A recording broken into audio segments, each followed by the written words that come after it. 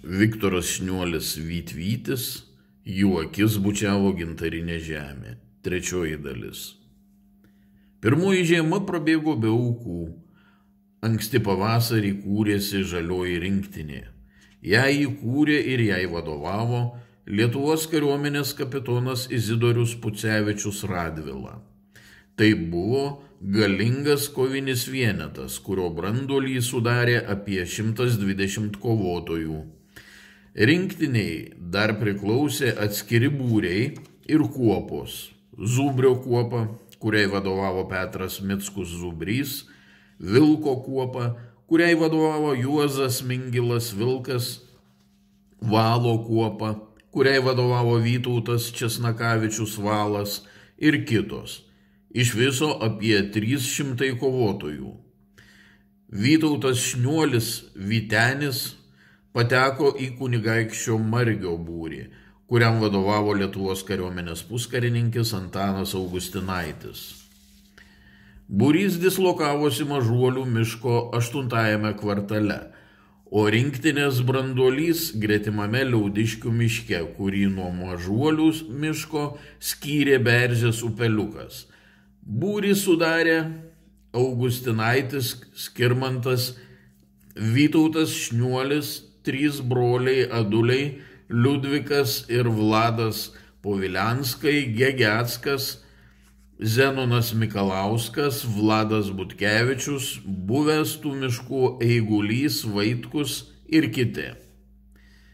Išsiskleidė gležnučiai kvapūs berželių lapai, nužydėjo žibuoklės, ožkabarzdžiai gimtuosius laukus užtvindė 1945 vasaros žalumą. Rinktinės vadui, kapitonui Radvilai, partizanai davė iškilmingą partizaninės kovos priesaiką. Rinktinės vadas ir kuopų vadai karo mokslų neragavusiems jaunuoliams rengdavo karinius mokymus. Pasirodė pirmieji žaliosios rinktinės almanacho Žodžiai iš miško numeriai, kuriuos redagavo partizanai Vladas Višniūnas Aušrelė ir Vytautas Vaitiekūnas Šerkšna. Buvo sukurtas net vyrų ansamblis.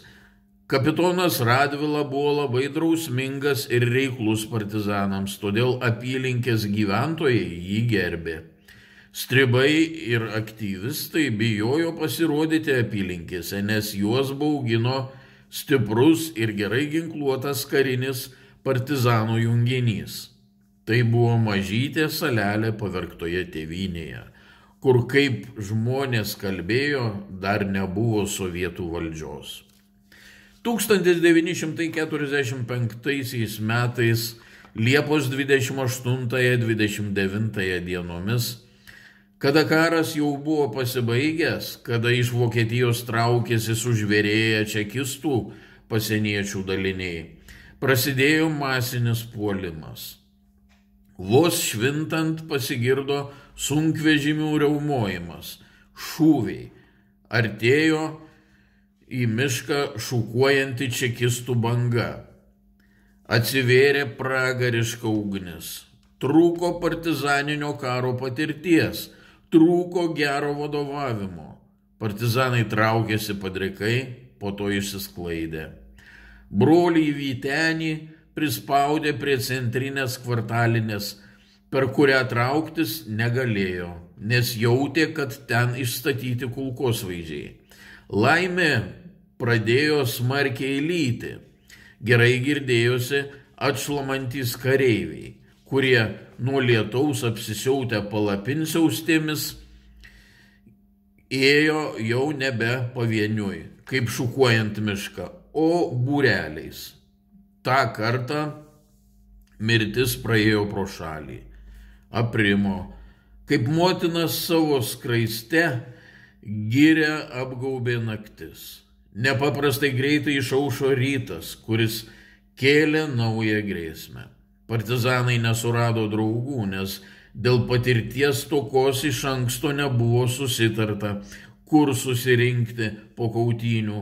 Todėl keli partizanai patraukė į Miežaičių kaimo pamiškę, kur gyveno ryšininkas Baltrušaitis. Čia pastebėjo, kad ryšininko sodyboje padėti sutarti ženklai, liudijantys rimtą pavojų. Per žiūronus matėsi, kad Šniuolių sodyboje sulipę ant stogų į miško pusę atsigręžę kulkosvaidžius budi čekistai. Virš miško skraidė žvalgybinės aviacijos lėktuvai. Besižvalgant gretimame Liaudiškių miške, užvirė pragariškos kautynės, kaip vėliau paaiškėjo, dar pirmąją siautėjimų dieną daliniai į didesnius mūšius nesileido. Po trumpesnių apsišaudimų išmanevravo ir naktį nepatyrę aukų pasitraukė. Tik Zubrio kuopa, turėjusi apie 50 kovotojų, buvo apsikasusi apkasus ir pasiryžusi gintis. Keletą kartų zubriečiai sėkmingai atmušė puolimą, bet įsitikinę, kad priešas meta vis didesnės pajėgas, pasitraukė. Tada NKVD kariuomenė, kuri supo stovyklavietę, apsišaudė tarpusavį, nes miške prastai matosi. Žuvo 8 zubriečiai. Traukėmės į miško gilumą ir pastebėjome nušautą žmogų. Tai buvo mūsų tėvas, bėgęs įspėti mus apie pavojų ir nužudytas. Ne keršto, ne neapykantos, o tėvynės meilės vedami.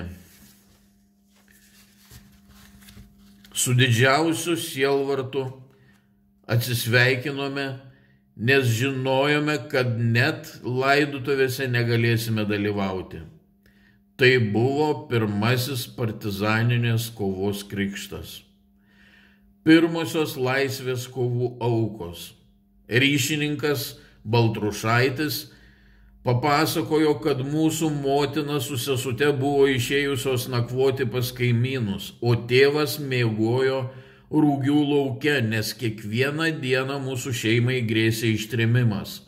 Pamatęs, kad visais keliais ir keleliais plūsta NKVDistai, bėgo į girią pranešti apie artėjantį pavojų. Tik gaila, tėvas nepasiekė tikslo. Po minėtų įvykių Margio būrys buvo išformuotas ir brolis Vytautas pateko į Geležinio Vilko kuopą, kuriai vadovavo Juozas Mingilas Vilkas. Čia jis sutiko daug naujų draugų, su kuriais kova susiejo tvirčiausiais saitais. Tai buvo Leonardas Grigonis Žvainys, Laurynas Mingilas Džiugas, Kazimieras Laužikas Ragas ir kiti. Išsiplėtė partizanų veikimo plotai. Vytenis vėl ėmėsi darbo. Vėl klausydavo užsienio radijo žinių, teikdavo tarptautinių įvykių apžvalgą, paskaitas patriotinėmis temomis, skaitydavo savo sukurtas eiles. Kad palaikytų patriotinę kovinę dvasią ir gerą nuotaiką, padėjo leisti humoristinį laikraštėlį Nykštys. Partizanas Džiugas piešdavo šaržus, o Vytenis rašydavo kupletus.